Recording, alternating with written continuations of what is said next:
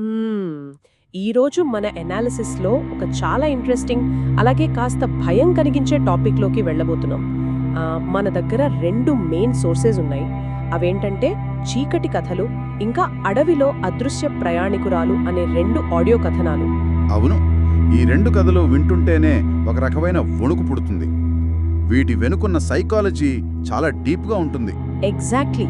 So మన main machine ఏంటంటే పగటిపూట మనకు ఎంతో సేఫ్గా చాలా సాధారణంగా అనిపించే ప్రదేశాలు చీకటి పడగానే సడన్గా ఎందుకంత భయానకంగా మారిపోతాయి అనేది డీకోడ్ చేయడం. ఆ సమయంలో మన మెదడులో అసలేం జరుగుతుంది, సైన్స్కు అందని ఈ అదృశ్య ప్రపంచం గురించి విన్నప్పుడు మనకు ఎందుకు అంత భయం కలుగుతుంది. కరెక్ట్. అంటే ఇది అర్థం చేసుకోవాలంటే ముందు మనం ఒక చిన్న విషయాన్ని ఊహించుకోవాలి.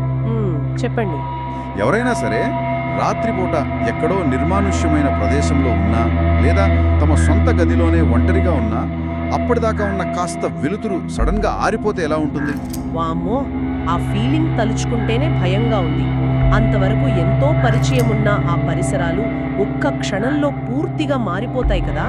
అవును, అప్పటిదాకా మన కంట్రోల్లో ఉన్న ప్రపంచం అది. లైట్ ఆరిపోగానే గది మూలల్లో ఉన్న చీకటి పొడవుగా సాగుతున్నట్లు, ఏదో ఆకారం తీసుకుంటున్నట్లు అనిపిస్తుంది. కళ్ల ముందు ఏమీ కనిపించదు, కానీ ఏదో ఉందన్న భావన మెదడును తొలిచేస్తుంటుంది. నిజమే. ఆ పరిస్థితిలో అప్పటిదాకా ఉన్న నిశ్శబ్దం కూడా చాలా భయానకమైన శబ్దంగా మారుతుంది. దానికి కారణం ఏంటంటే పగటి వెలుతురులో వస్తువులన్నీ చాలా స్పష్టంగా మన అంచనాలకు తగ్గట్టుగా ఉంటాయి. ఏ వస్తువు ఎక్కడుందో, ఎంత దూరంలో ఉందో మన కళ్లకు, మెదడుకు ఒక ఖచ్చితమైన అవగాహన ఉంటుంది. అంటే ఒక మ్యాప్ లాగా మన బ్రెయిన్లో ఫిక్స్ అయి ఉంటుందన్నమాట. ఎగ్జాక్ట్లీ. కానీ చీకటి పడగానే ఆ స్పష్టత అంతా మాయమైపోతుంది. అంటే మన నియంత్రణలో ఉన్న ఒక ప్రపంచం అదృశ్యమైపోయి మనకు ఏమాత్రం పరిచయం లేని కొత్త ప్రపంచం అక్కడే పుట్టుకొస్తుంది. అందుకే మన కంటికి కనిపించని వాటిని వెతికే ప్రయత్నంలో మెదడు తనకు తామే ఊహల ఆధారంగా ఒక కొత్త చిత్రాన్ని సృష్టిస్తుంది. అవును, అది ఒక డిఫెన్స్ మెకానిజం అని చెప్పొచ్చు. ఈ పాయింట్ చాలా ఆసక్తికరంగా ఉంది. ఎందుకంటే ఆ చీకట్లో కుర్చీ ఎక్కడుందో మనకు తెలుసు, కానీ వెలుతురు పోగానే సడన్గా ఆ కుర్చీ మీద ఎవరో కూర్చున్నట్లు, ఆ నీడ మనల్ని గమనిస్తున్నట్లు ఒక వింతైన భ్రమ కలుగుతోంది. కరెక్ట్గా చెప్పారు. మనకు తెలిసిన సాధారణ ప్రదేశాలు అకస్మాత్తుగా ఎందుకు అంత భయానకంగా మారతాయి అన్నది నిజంగా ఒక మిస్టరీనే. ఈరోజు మనం విశ్లేషించబోయే మూలాల్లో సరిగ్గా ఇలాంటి పరిస్థితులే ఉన్నాయి. ఇవి వింటుంటే ఒక థ్రిల్లింగ్ నవల చదువుతున్న అనుభూతి కలుగుతోంది. ఖచ్చితంగా. సో మనం మొదటి కథలోకి వెళ్దామా? తప్పకుండా. ఇందులో మొదటి భాగం చూస్తే రెండు రోడ్డు ప్రయాణాలకు సంబంధించిన సంఘటనలు ఉన్నాయి. వాటిలో మొదటిది రవి అనే ఒక క్యాబ్ డ్రైవర్ కథ. క్యాబ్ డ్రైవర్లు ఒంటరిగా రాత్రిపూట చేసే ప్రయాణాల్లో ఇలాంటి సంఘటనలు ఎక్కువగా వినిపిస్తుంటాయి. అసలు ఆ కథలో ఏముందో ఒకసారి చెప్తారా? అర్ధరాత్రి దాటిన సమయం, బయట కుండపోత వర్షం పడుతోంది. ఎవరైనా సరే ఆ వాతావరణంలో కారాపడానికి వణికిపోతారు కదా. అవును, ఆ వాతావరణమే సగం భయపడుతుంది. సరిగ్గా నల్గొండ దాటుతున్న సమయంలో ఆ చీకట్లో రోడ్డు పక్కన ఒక అమ్మాయి తడిసి ముద్దవుతూ లిఫ్ట్ అడుగుతోంది. ఇక్కడ ఒక లాజికల్ ప్రశ్న అడగాలనిపిస్తోంది. అడగండి. చీకటి, నిర్మానుష్యమైన హైవే, విపరీతమైన వర్షం, ఇలాంటి భయంకరమైన వాతావరణంలో రవి కారు ఎందుకు ఆపాలి? వర్షంలో తడుస్తున్న వారికి, అది ఒక ఒంటరి అమ్మాయికి లిఫ్ట్ ఇవ్వడం అనేది కనీస మానవత్వం అనుకున్నా ఆ సమయంలో భయం ముందుగా రావాలి కదా. కారు ఆపకుండా వెళ్ళిపోవచ్చు కదా. ఇది చాలా లోతైన మానసిక విశ్లేషణ అవసరమైన ప్రశ్న. ఈ కథలలో డ్రైవర్లు కారు ఆపడానికి కారణం కేవలం జాలి లేదా మానవత్వం మాత్రమే కాదు. ఇంకేముంటుందక్కడ? దీన్ని సైకాలజీ కోణంలో చూస్తే ఒక సైకలాజికల్ ట్రాప్, అంటే ఒక మానసిక ఉచ్చు అని చెప్పొచ్చు. బయట వాతావరణం అత్యంత భయంకరంగా ఉన్నప్పుడు ప్రయాణిస్తున్న వాహనం అనేది ఒక బలమైన రక్షణ కవచం లాంటిది. అంటే కారు ఒక షీల్డ్ లాగా ఫీల్ అవుతారన్నమాట. ఎగ్జాక్ట్లీ.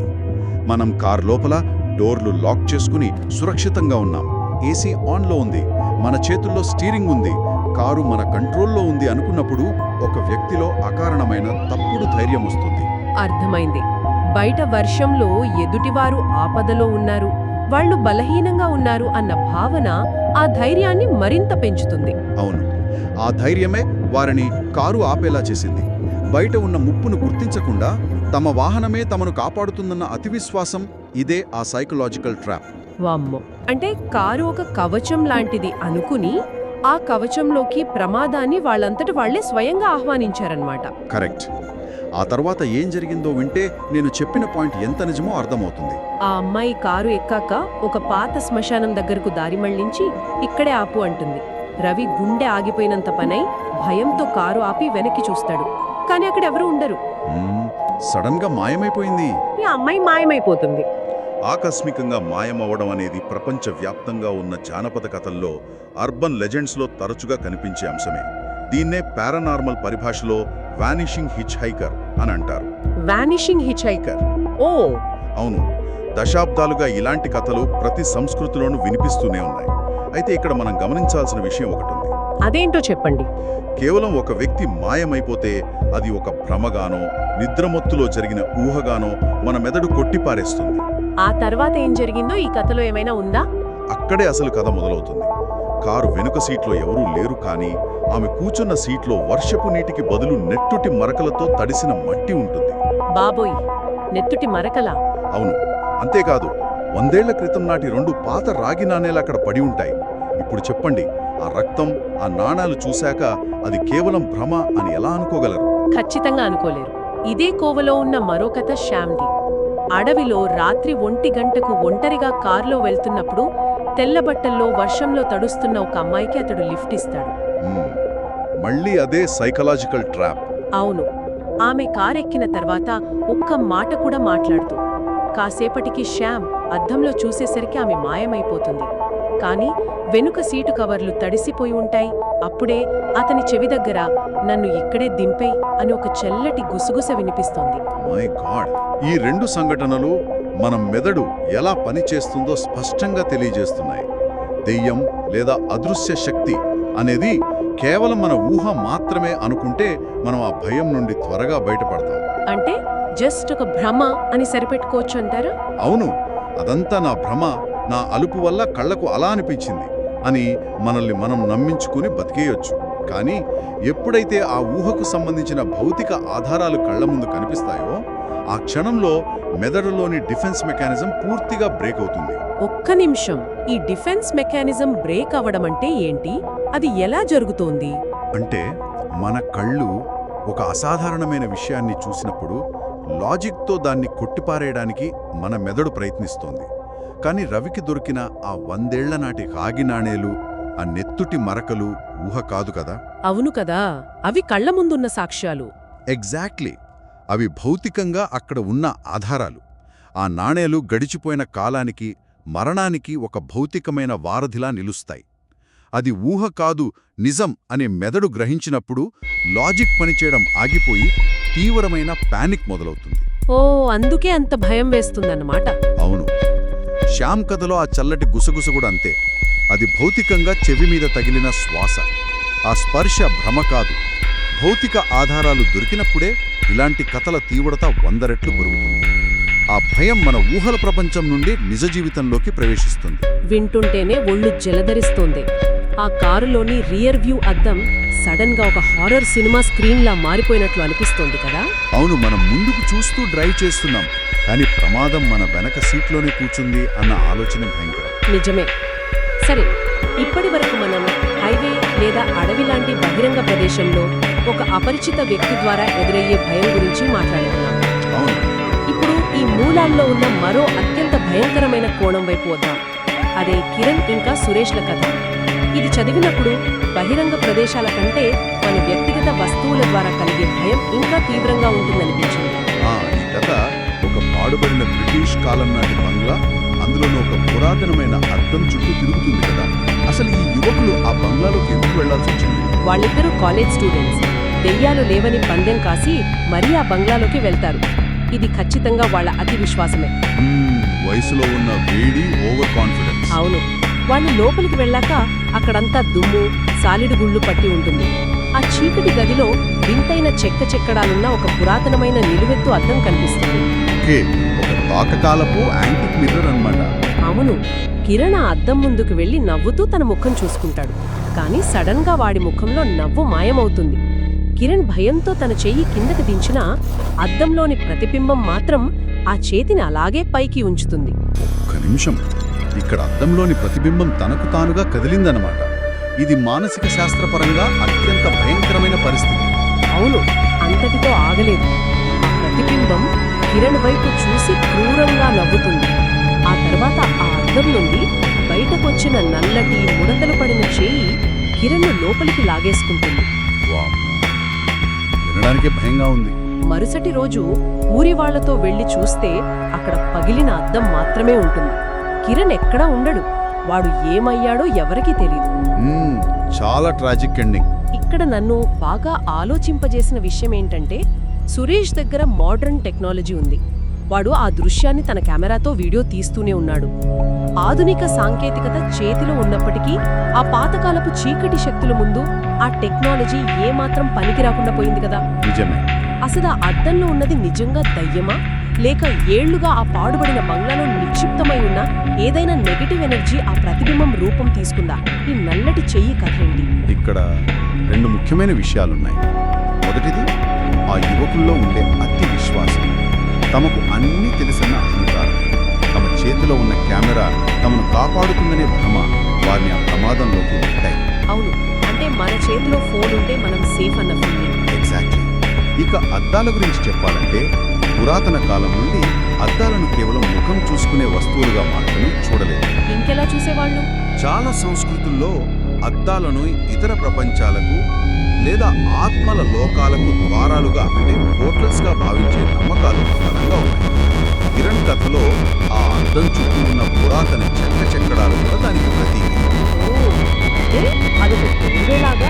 అవును, ఆ అద్దంలో కనిపించిన నల్లటి పుడతల పడిన చేయి కేవలం ఒక భౌతిక రూపం కాదు.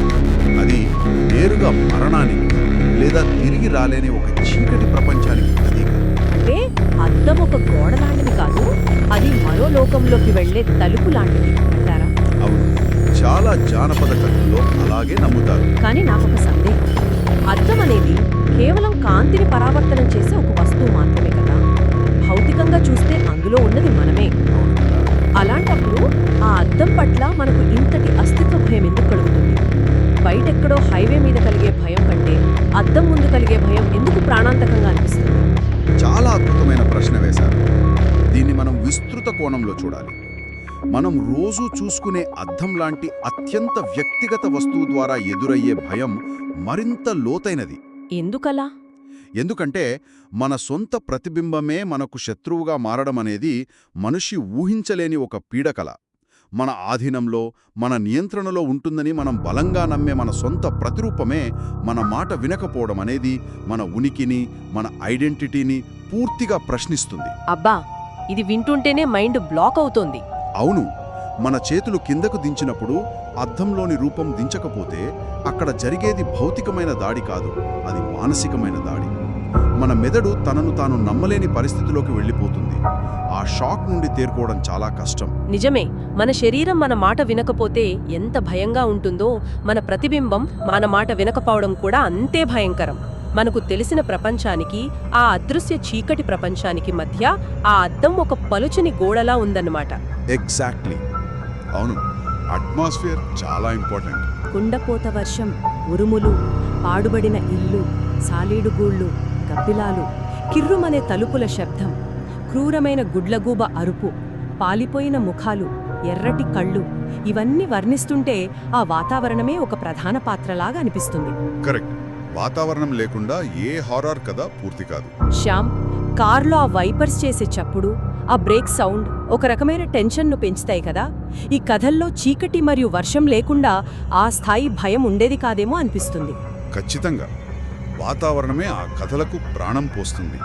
కథల్లోని సంఘటనల కంటే ముందు ఆ కథలు వింటున్నప్పుడు మన మెదడుకు కలిగే అనుభూతిని ఈ వాతావరణమే పూర్తిగా నిర్దేశిస్తుంది. వాతావరణం అనేది భయానికి ఒక బలమైన పునాది. సైకాలజీలో దీన్ని అన్కానీ సెన్సేషన్ అని పిలుస్తారు. ఈ పదం ఫ్రాయిడ్ లాంటి మానసిక శాస్త్రవేత్తలు చాలా విపులంగా చర్చించారు. అన్కానీ సెన్సేషన్ అనగానే నాకు స్పష్టంగా అర్థం కాలేదు. అంటే మెదడులో ఆ క్షణంలో కెమికల్ రియాక్షన్ ఏమైనా మారుతుందా? అసలు మన సొంత కారులోనో మన ఇంట్లోనో మనకు ఆ భావన ఎందుకు కలుగుతుంది? కాస్త వివరంగా చెబుతారా? తప్పకుండా. అన్కానీ సెన్సేషన్ అంటే మనిషి మెదడుకు చాలా బాగా పరిచయం ఉన్న ప్రదేశాలు లేదా వస్తువులు అకస్మాత్తుగా ఏమాత్రం పరిచయం లేని వింతగా మారినప్పుడు కలిగే తీవ్రమైన మానసిక ఆందోళన. ఓకే. మన మెదడు ఎప్పుడూ ప్యాటర్న్ రికగ్నిషన్ ద్వారా పనిచేస్తుంది. అంటే ఇది కారు, ఇది రోడ్డు, ఇది అద్దం అని ఒక ప్యాటర్న్ను సేవ్ చేసుకుంటుంది. మనం రోజూ ప్రయాణించే హైవే, అత్యంత సురక్షితమనుకునే మన కారు సీటు, ఇవన్నీ మనకు అత్యంత పరిచయం ఉన్నవి. అవును, రోజూ చూసేవే కదా. కానీ అవి అకస్మాత్తుగా వాటి సహజత్వాన్ని కోల్పోయినప్పుడు, అంటే కారు వెనుక సీట్లో కూర్చున్న మనిషి మాయమవ్వడం లేదా అద్దంలోని ప్రతిబింబం కదలకపోవడం జరిగినప్పుడు మన మెదడులోని ప్యాటర్న్ రికగ్నిషన్ ఫెయిల్ అవుతుంది. ఓహో, అంటే బ్రెయిన్కి ఏం జరుగుతోందో అర్థం కాక గందరగోళానికి గురవుతుందన్నమాట. అవును, ఆ గందరగోళం వల్ల అడ్రినలిన్ స్థాయిలు పెరిగిపోయి విపరీతమైన పానిక్ మోడ్లోకి వెళ్తుంది. ఆ వర్షం, ఆ చీకటి, వింత శబ్దాలు ఆ గందరగోళాన్ని మరింత తీవ్రం చేస్తాయి. అసలు ఇలాంటి సైన్స్కి అందని రహస్యాల పట్ల మనకు భయం ఉండటం అనేది ఒక రకంగా మన ప్రాణాలకు మేలు చేసే విషయమే అని చెప్పాలి. ఒక్క నిమిషం ఆగండి. ఇది కాస్త వింతగా ఉంది. భయపడటం మేలు చేస్తుందా? అవును. అదెలా సాధ్యం? సాధారణంగా భయం అనేది ఒక నెగటివ్ ఎమోషన్ కదా. అది మనల్ని బలహీనపరుస్తుంది కదా. దాన్ని మేలు చేసే విషయమని ఎలా అంటారు? పైకి అలా అనిపించినా మానవ పరిణామ క్రమంలో, అంటే ఎవల్యూషనరీ సైకాలజీలో చూస్తే ఇది చాలా ముఖ్యమైనది. పరిచయం లేని ప్రమాదాల నుండి మన ప్రాణాలను కాపాడుకోవడానికి ప్రకృతి లేదా మన పరిణామ క్రమం మనకిచ్చిన ఒక అద్భుతమైన డిఫెన్స్ మెకానిజం ఈ భయం. ఓ, అలా అంటారా? అవును. ఆదిమానవుల కాలం నుండి చూస్తే చీకటి పడితే క్రూర జంతువులు దాడి చేస్తాయనే భయం మనిషి జీన్స్లో బలంగా ఉండిపోయింది. చీకటి అంటేనే ప్రమాదం. కరెక్టే. అప్పట్లో లైట్స్ ఉండేవి కాదు కదా. ఎగ్జాక్ట్లీ.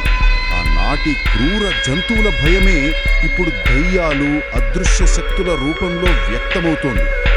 చీకట్లోకి ఒంటరిగా వెళ్ళొద్దు, ఆడుబడిన ప్రదేశాలకు వెళ్ళొద్దు, అర్థం కాని వస్తువులను ముట్టుకోవద్దు అని మన మెదడు మనకు ఇచ్చే హెచ్చరికే ఆ వణుకు, ఆ భయం. అబ్బా, చాలా లాజికల్ గా ఉంది.